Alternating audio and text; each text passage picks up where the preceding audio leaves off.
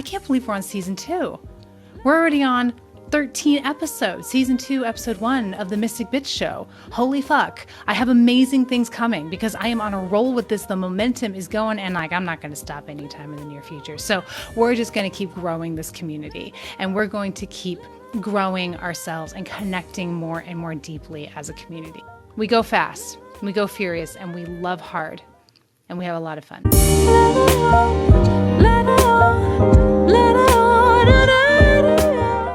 What are we doing today? We're talking about spiritual shit. We're doing readings. We're doing psychic development Q&A. I'm currently in Northern California. So hi, welcome. If you're new here, my name is Ingrid H. Turner. I am a psychic development teacher. I'm a psychic medium, and I am a mystic and a poet. I'm here to work with a very specific type of person. I'm here to work with strange, weird, wonderful misfits, creatives, intuitives, the people who never quite felt like they fit in. You never quite found your community where you slipped into place with the rest of society. That's because you're here to blaze a new fucking trail.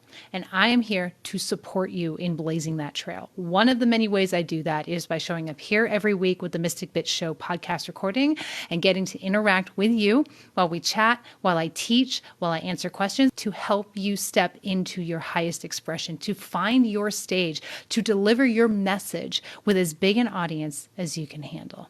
Welcome. And I am really glad that you are here. I have been over this last year really contemplating the concept of like selfless service. You know, I hear people say things, especially people in the spiritual world, people who are self-purported healers or teachers. They say, I'm just here to be of service. All I want to do is help people. And I've said that too. That has come out of my mouth. I'm just here to be of service. I just want to help people. And in my contemplation, as I hear this recently, and I hear it come from myself even, honestly, it smacks of bullshit. Not malevolent bullshit. Not malevolent bullshit. More like confused bullshit. Confused bullshit. And it seems particularly inauthentic when we make helping other people and being of service to other people our entire identity.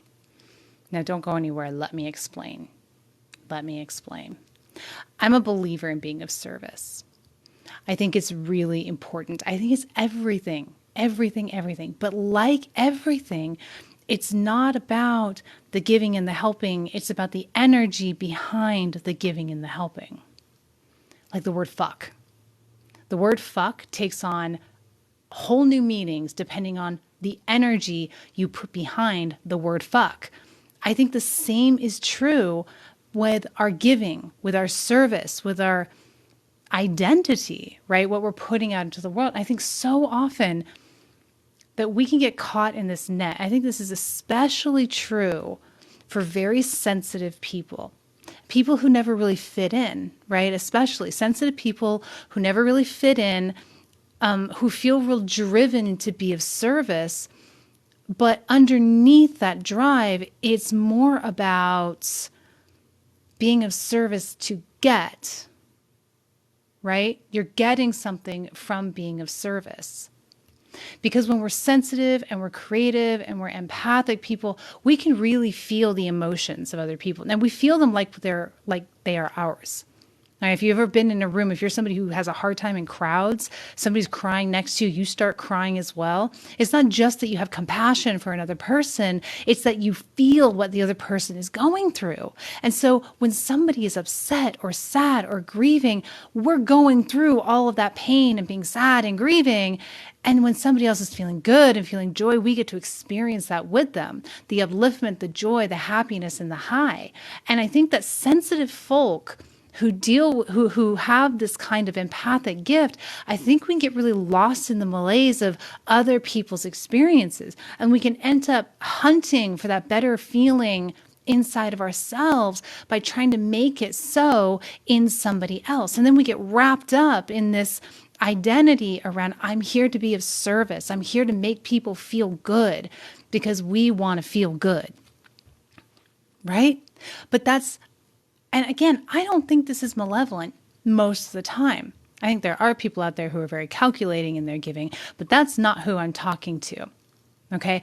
The people, I'm talking to you who get caught in this net of over giving, of overextending, of being of service, saying, I'm here to be of service. How can I be of service? How can I help you? How can I fix you? How can I make you better? Right? How can I make you better? And the energy behind it, subtly, unconsciously, is coming from this place of needing to feel better, needing to fill your own cup. But that's because you're leeching off of the experience of another person. And I count myself in this as well. Part of this contemplation is reflecting on my own experiences, reflecting on the last 9 or 10 years that I've been in this work. You know, even Mother Teresa said, I don't know who I would be without the poor of Calcutta. Whoa. I don't know who I'd be without the poor of Calcutta. Let's feel into this for a minute. Take a deep breath. Again, I don't think it's malevolent. I think it's unconscious. I think it's confused. And I think it's lost. And I also think there's a conditioned element that goes into this need to be seen as selfless. Selfishness, especially in women, is very much frowned upon in our culture. I think all of us have been on the receiving end of harsh words and censure for our own displays of selfishness, like early on, right? And I think this results in being an absolute roller coaster for people whose identity is wrapped up in helping others, in being of service, because the moment they can't make someone feel good, and you never can sustainably make somebody else feel good or help somebody else feel good. That is always an inside job. Always, always, always an inside job. There's the high that you get when you help someone else feel better, when you get them over the hump, when you emotionally bolster them and they're feeling great and they're turning around and saying thank you and you're feeding off their good feelings. And there's the crash that comes when somebody inevitably doesn't maintain that high and you're going up and down with them instead of managing, dealing with, paying attention to, prioritizing your own well-being, your own happiness, your own balance, right? Your own happiness. The need for this validation, right? Dressed up in selflessness, you know what it comes from? It comes from a deep, almost unfathomable fear of rejection. That fear is so big and so scary because it harkens back to prehistory times. We're a very tribal animal, right? We're a herd animal. And there was a time in our human history where if you were outed, outcasted from the herd, from the tribe, that was a matter of life and death. And so we had to contort ourselves and make ourselves small and sacrifice our own needs and well-being in order to fit in with the herd, to fit in with the tribe. But that's not the truth anymore. That's not where we're at anymore. Now, we're moving into a time where the individual expression is responsible for expanding the collective consciousness. The new earth is brought in on the backs of the individual. Right? So that means that it is up to you to transcend your fear of rejection, which is ultimately your fear of death. That's what it boils down to. Your fear of death, your fear of rejection is a fear of death. That is on par with the fear that we have of dying, of snuffing out.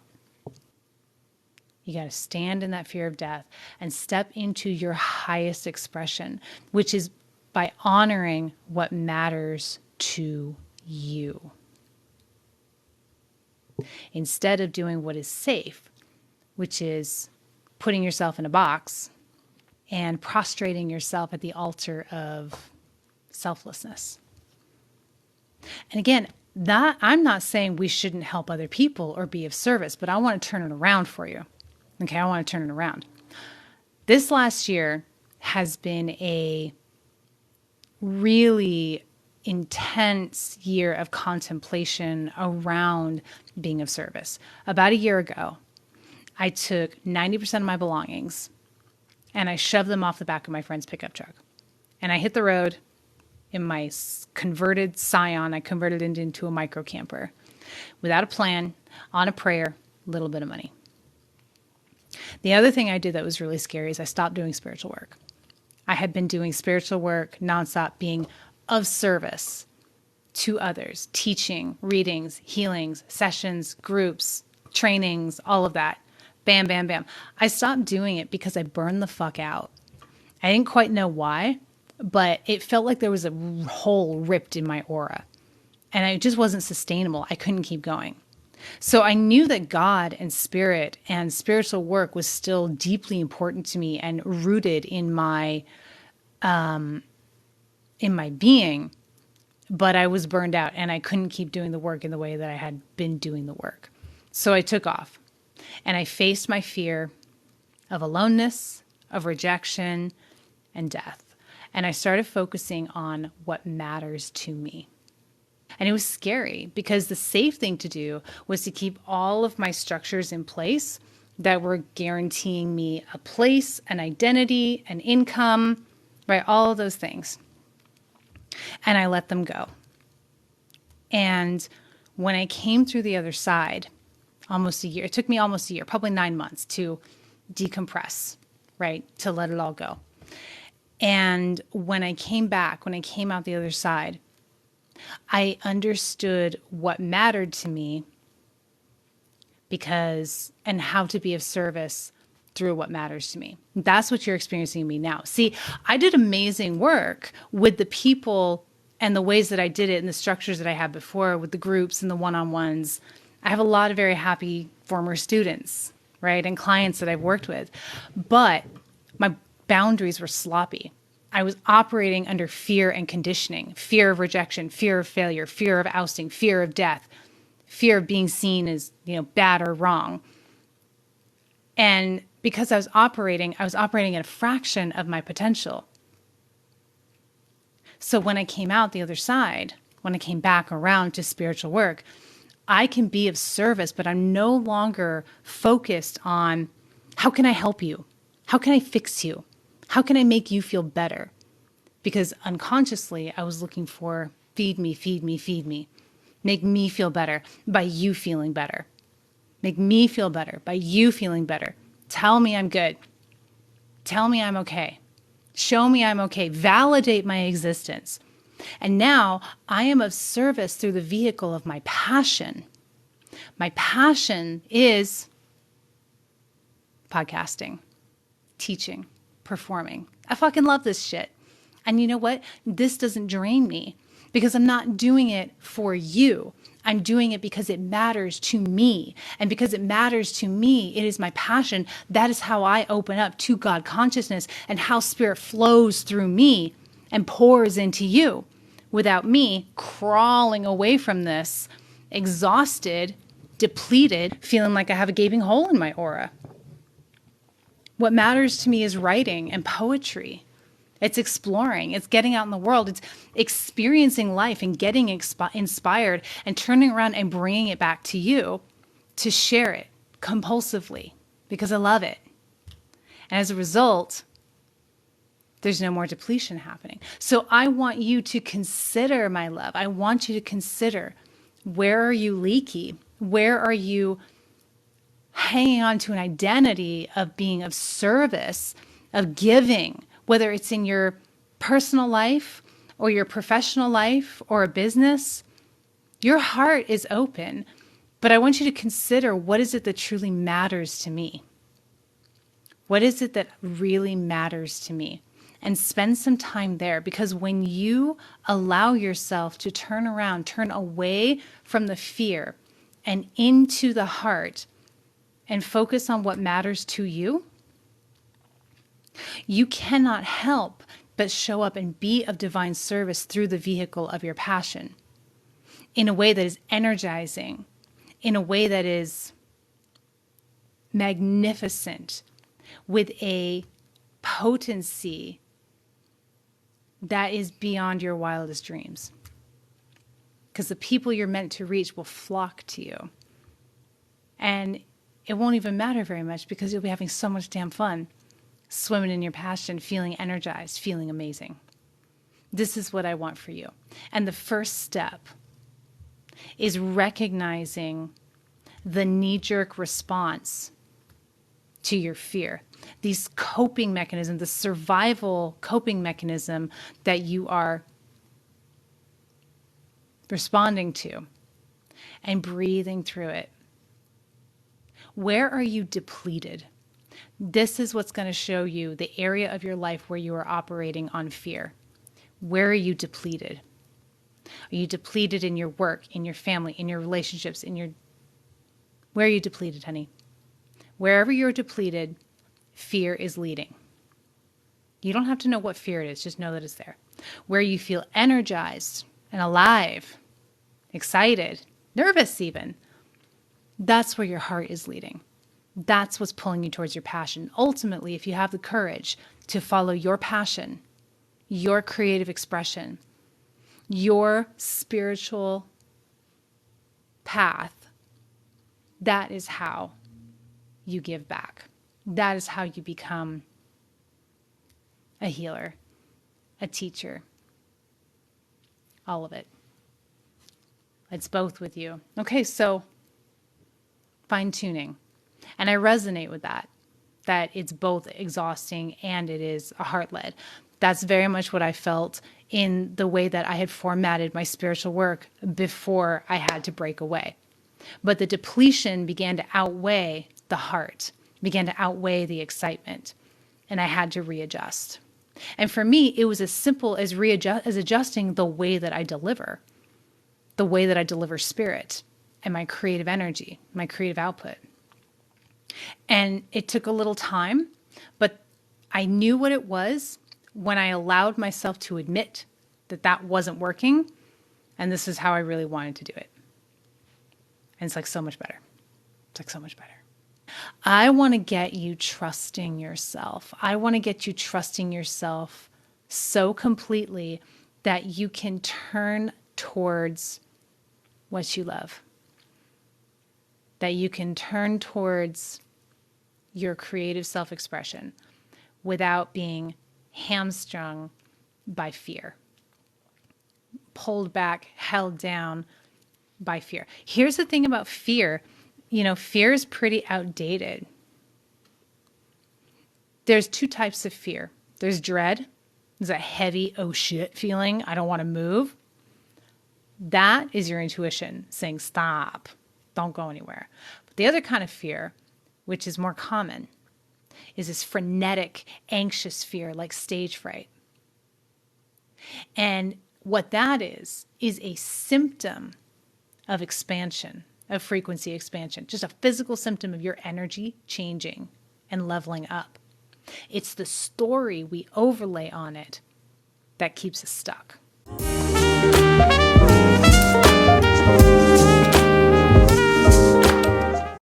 Okay, we have a question here. What do you know about Indigo children? Do you mean indigo children? Okay, let me feel into that. What do I know about indigo children? I feel that humans tend to put a lot into labels. They tend to put a lot into sort of compartmentalizing, putting things in piles. I believe that every generation is being born into an expanded frequency. And that is a direct result of the work that the generation has done before them. That's what it feels like to me. I feel like when we put, children and anything into like piles and labels and sort and sift, we're in the mind. Okay, we're in the mind, and the mind loves to make it small and digestible. And there's a time and a place for that. But also sometimes we just need to feel. We need to feel the truth of something and not worry so much about labels. Indigo children are an indication, they're an expansion of frequency.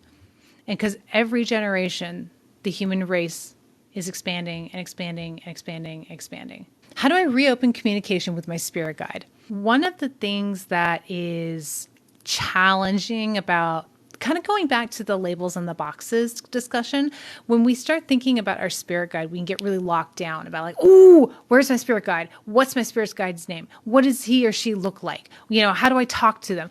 And your spirit guide is going to show up through the path of least resistance. And the easiest way your spirit guide can show up for you. When that happens, be open to how that happens. So sometimes we connect with our spirit guide. If we're clairvoyant, we'll visually see our spirit guide in our mind's eye. Maybe we'll have a conversation. Maybe it'll show up differently. Maybe it'll show up as a feeling. Maybe it'll show up as signs and synchronicities, as seeing, a special number sequence or something like that. Open yourself up and ask your spirit guide to connect with you in a way that is obvious, and then take the rest of the parameters off. You're going to feel it when you get a message from your spirit guide. You're going to feel it in your heart. It doesn't have to be seeing it. It doesn't have to be hearing a voice. It can be something in your physical environment too, because maybe that's what you need right now. And as you connect with your spirit guide in the way that is easiest right now, you will trust that more and more and more. And as your faith deepens, your spirit guide will be able to reach you in all kinds of different ways. So stay open to how your spirit guide can connect with you, darling. Next question. I think my aura is periwinkle. How do I know for sure? Your aura changes colors. Your aura shifts and changes colors depending on what's going on with your frequency. You can just trust that if you saw periwinkle, you can trust that. Now, what does that color mean to you? That's going to tell you what your frequency you're at in your aura. Okay, so if your aura is more of like the deep reddish orange colors, then you're in more of the sacral and the root chakra energy, maybe the power center chakra energy. There's nothing wrong with that. It just means that you're more in the world, you're more rooted in, or you might be having some experiences or some fears come up around your safety and security and things like that, right? As it moves up in color, periwinkle, I think that's more of a purple color, right? I honestly don't know exactly what periwinkle is, but that's more of the higher chakra. And it's just going to shift and change depending on where we are at in our frequency. And there's always going to be times when we're sort of in a denser frequency, if you will, not necessarily a low vibration, but when we're in the human experience, maybe we're taking care of our family, or we're like at work, or we just, we're hungry, we're horny or something. And then it's going to be more of like a denser physical frequency. Whereas when we're in a more enlightened, heart opening spiritual place, we're feeling more connected to spirit, we're feeling more alive and creative, then you will notice that the energy is more up in your higher chakras. And so the color of your aura will change. And again, everybody sees and perceives this differently. I remember having a lot of conversations with a teacher of mine about seeing auras, because I was so stuck that I couldn't see somebody's aura when I looked at them. And he explained to me, he said, listen, people see it differently. Everybody sees it differently. One student he had would hear tones. He wouldn't even see the aura. So trust that your impression is correct. I found for me, typically I will look at somebody and I will get a snapshot of their aura in my mind's eye, and that's it. I usually just don't see it around them, but I see it very clairvoyantly. So you can trust that. Know that it changes. And what's most important is to pay attention to how you feel. The better you feel, the higher you are vibrating. The better you feel, the more expanded your frequency. I have been doing this incredible practice in the morning where when I set my intention for the day, I don't start with, this is what I'm going to do. This is what I'm going to accomplish. I start with, my intention is to feel good. It raises my vibration, it slows me down, and it helps me accomplish everything that I need to accomplish in the day. Just as a quick aside there. Thank you so much for your question, sweetheart. I hope that is helpful. Can a spirit guide also be a shadow? You can see shadows as you start to be able to perceive your spirit guide with your eye or in your mind's eye. Here's the thing you need to know about your spirit guide. It's more important about what it feels like versus what it looks like. You will know unequivocally if it's your spirit guide because your heart will open. You will feel the love. You will feel the admiration. You will feel the cherishing from your spirit guide. If you feel anything other than that, it is not your spirit guide. Doesn't mean it's evil. It means it's not your spirit guide. See numbers. I have vivid dreams, but I don't know what to do with it.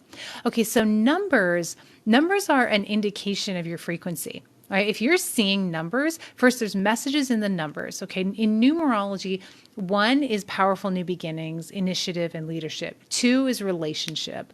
3 is creativity and communication. 4 is foundation, right? You have got a solid foundation. 5 is change. 6 is self-love and sort of love of your community. 7 is turning inward and going into your spiritual pursuits. 8 is money, manifestation, and abundance. And 9 is culmination, like completion, right? So if the numbers that you're seeing have a language unto themselves, and that was a really quick run through, but reading up on numerology will help you decipher that. More importantly, though, when you're seeing repeating numbers and they are meaningful to you, that's a solid indication that you are vibrating at the top of your frequency, at the top of the frequency that is available to you. Now, you are a universe, okay? The universe is always expanding, and you are a universe within a universe, and you are always expanding. So the frequency that is available to you is constantly expanding. As soon as you hit the pinnacle of your frequency, boom, the opportunity, the potential pushes out further. And then you have the opportunity to expand even further out and expand your frequency even more.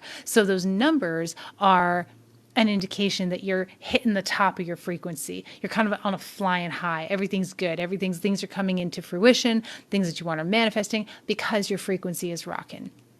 It's not about attraction, it's about vibration. Prioritize your vibration.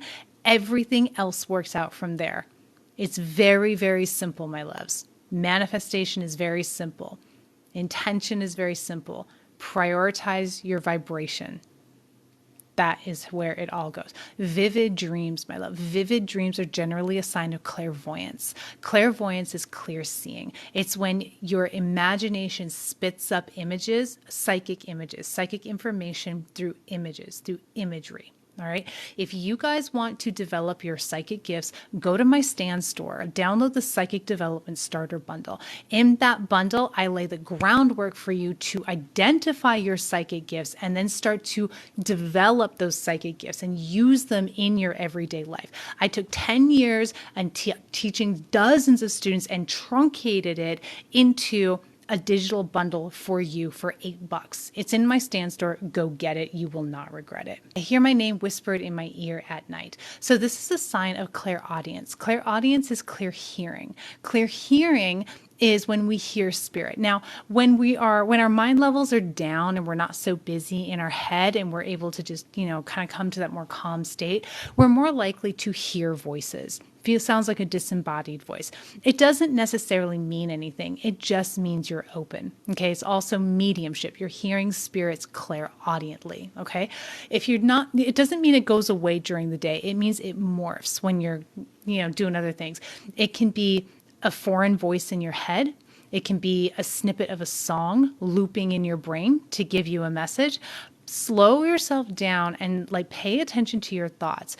Thoughts that originate from us tend to be kind of bitchy and critical because that's our ego. The ego's always scanning for problems. It's just a piece of who we are. But spirit thoughts, clairaudient thoughts will be kind, benevolent, directive, you focused, right? That's how you're going to be able to tell the difference. When others are feeling feelings, I feel that. How can I stop that or at the least control it? Great question. You're an empath, you're clairsentient, which means you are feeling, absorbing the emotions of other people. You're going to want to put up protections. I have something I call the energetic wetsuit. It's included in the bundle, in the psychic development bundle that I mentioned earlier. I got a whole bunch of meditations and energy work included in that bundle as well to help you with your protections and to help you with energetic clearing, especially for my empathic babes. And I'm very empathic, so we tend to glom together. So I know a lot of people who connect with me are going to resonate with being empaths as well. But in a nutshell, what you do is you envision an egg-shaped orb above your head and you give it a color. And you can just do it with me. Tell me what color your orb is. It doesn't matter, just whatever first comes to you. And allow that egg-shaped orb to drop and crack and become a liquid. And let that liquid move all the way down your body, right? Covering you in this glorious energy, liquid energy. Mine today was gold. I love it. I'll take it. Now, what this does, this is what I call an energetic wetsuit. And here's why I like this for my beautiful empaths. Because your sensitivity is your superpower. You don't want to cut off that energy, those emotions, those feelings that you're picking up. You will not like it. You think it's hard feeling it all? Try not feeling it. In fact, if you're ever with somebody who you don't feel that from, they're probably a sociopath. It's very, very weird to be around people who you don't pick up on their stuff. So put on this energetic wetsuit, and like a wetsuit going into the ocean, you will get in the water, you will feel the water, but you won't get cold. With the energetic wetsuit on, you will feel the energy, but you won't absorb it. Put that on at the beginning of the day. That's going to be super, super helpful. And for more of those kind of tools and clearing tools, go get my Psychic Development Starter Bundle in my Stand store. It's $8, folks, and I continue to add new material to it, and I will give that new material to you free of charge after you already bought the bundle. So you get to benefit from the continued expansion and learning and developing and the more that I have to share with you through that bundle. So go get it. It's in my Stand store. I want to tune into my clairvoyance, but how? I feel like I have all the things, but I don't know what to do. So it's so tricky developing your psychic gifts, because immediately what we do is go into our head and be like, I want to focus on it. I want to be clairvoyant. I want to be a medium. And you feel all the energy move into your head. When you go, I want to tune into this, I don't know how, all the energy rushes into your head.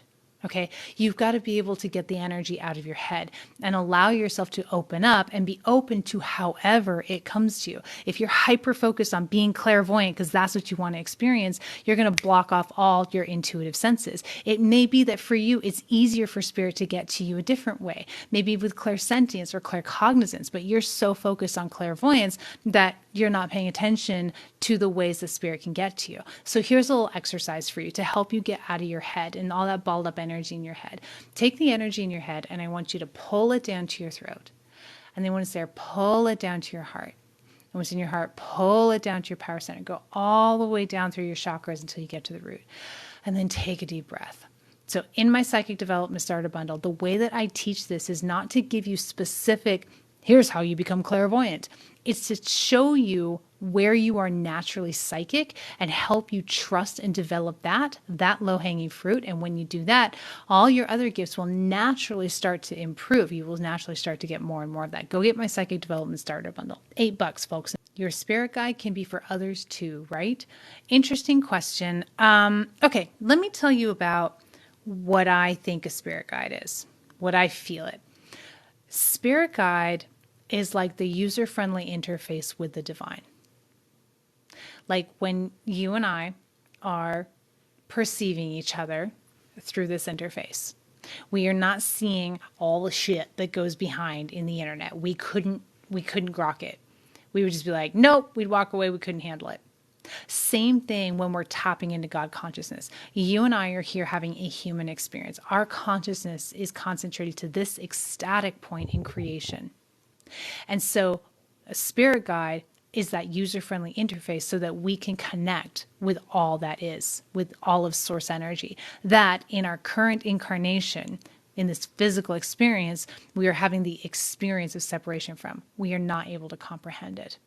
So your spirit guide will come to you in the form that is easiest for you to connect with. So in a sense, yes, it's for others, but it's also deeply, completely for you. And it is how you connect with God consciousness, whether that is your own spirit guide, a spirit animal, ascended master, angel, Jesus Christ. It's going to come through in the way that you can connect with it. What are your strongest gifts? Great question. I will be happy to tell you.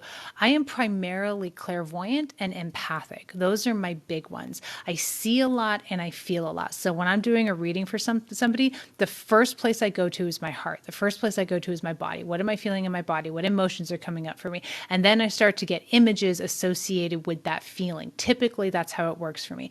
As I'm really in the zone and I'm really trusting my empath abilities and my clairvoyance, then I will start to hear things and I'll have claircognizance come up too, where I'll start to know shit and I'll just be able to spit it out.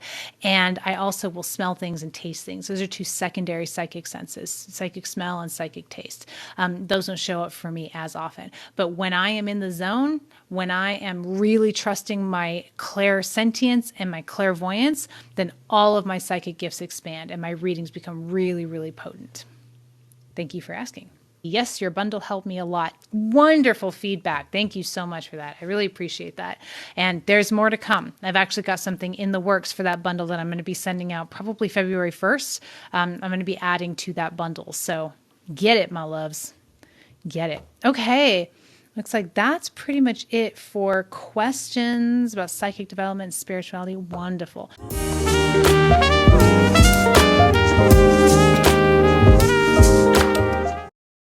Okay, my loves, signing off. Thank you so much for being here. I hope to see you next week, okay? Go get the Psychic Development Starter Bundle. Go get the Fearful to Masterful Guide. This shit's cheap because it's accessible, because you need it. So go get it. I love you. Thank you for everything.